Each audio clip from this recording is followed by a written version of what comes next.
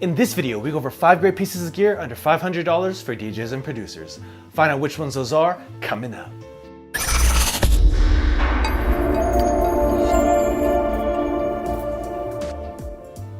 Thank you for watching PDot TV, where you'll find tips, tricks, and tutorials for DJs and music performers. Now let's get into the video. So the first item we have up is the Arturia Drum Brute analog drum machine.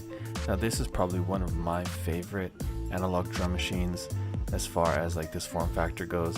I love the way Arturia maintains a sort of, retro aesthetic with the wood panels on the side, as well as that row of buttons on the bottom, and everything is laid out so comfortably as well as so functionally, where you have all of your drum sounds and all of the actual knobs to tweak them along each row, just like you would see on the older vintage drum machines like the Roland IRA 808 and the such. And this has its own sound. It's not replicating an older vintage drum machine. Arturia wanted to have their own kind of DNA with the whole Brute series in a drum machine kind of fashion. So if you're looking for a drum machine that's not emulating something from the past, but something that's a little bit more modern, but something that can still give you that analog feel, definitely check out the Arturia Drum Brute. And speaking of actual vintage drum machines, this is the Roland IRA Tra Rhythm Performer. Now this is one of the earlier remodels of Roland's vintage drum machines, the TR-808 and TR-909.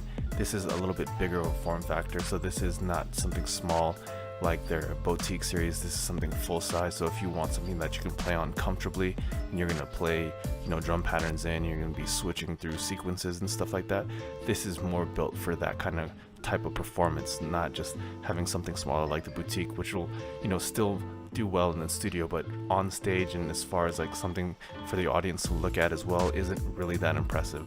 So if you're in the market for something like the TR-808 and the TR-909 and want those vintage sounds and want them to sound authentic and correct and really fat sounding, but still maintain that nice stage presence and something that'll be comfortable to play on and perform on in a live situation, the Roland IRA TR-8 is your best bet.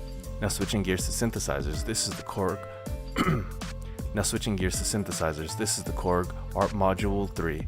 Now this is the tabletop version of their giant Korg Odyssey, full synthesizer. This you would hook up to your MIDI keyboard or something else to throw MIDI notes into it, but you still get the basic brain of the whole ARP Odyssey, as well as all the knobs and faders to really sculpt and create the sounds that the ARP Odyssey is famous for. So if you're in the market for an analog synth but don't want another keyboard for the studio, just want a nice sound module, definitely take a look at this Korg ARP Odyssey Module 3. Up next, we have the Akai Professional MPC Studio Black. Now with all of Akai's newer MPCs like the MPC Live, the MPC X, the Korg Studio Black kinda doesn't get the amount of shine that it used to get.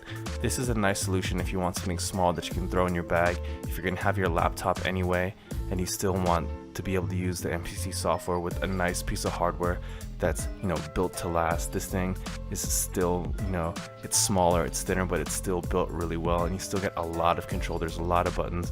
You still get that classic MPC screen, as well as the upgraded knob as well compared to the original MPC Studio.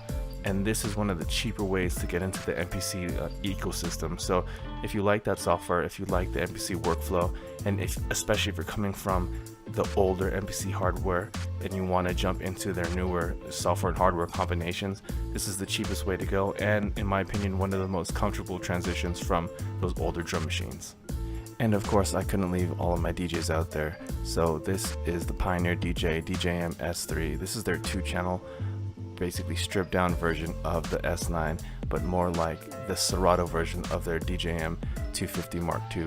Now this is a little bit more expensive than something like their 250 Mark II that runs Rekordbox DJ, but you do get the ability to use the Serato DJ and Serato DJ Pro ecosystem. So if you want to get into Serato DJ or Serato DJ Pro and you want a solid 2-channel simple mixer, this one is a great choice.